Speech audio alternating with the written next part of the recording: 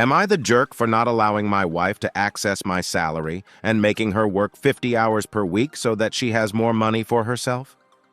My wife, 35F, and I, 28AM, have been together for 4 years and married for 2.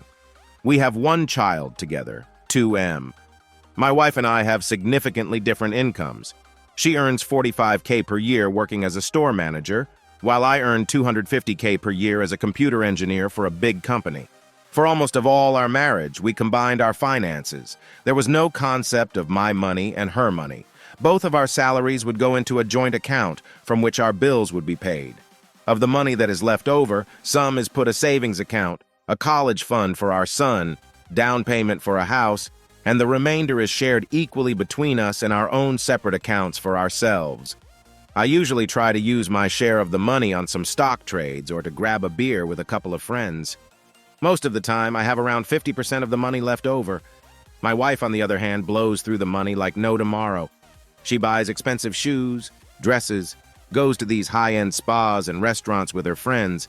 She wasn't like this before we got married and combined finances.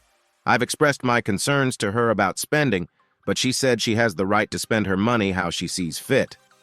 She didn't have a lot of luxury growing up, so she sees her current spending as catching up for what she didn't have. Since we agreed that we can do what we want with our share of the savings, I dropped the issue. But I told her she's on her own for any discretionary personal expenses that she can't pay for. She said okay, and we moved on. Last month, I got a notification there was a $5,000 charge on the credit card for our joint account. I called her up to ask her why she made such a big expense. She told me it was because she bought a new purse from LV. I asked her why she didn't use her own personal credit card. She said she didn't have enough in her personal account. I lost my shit.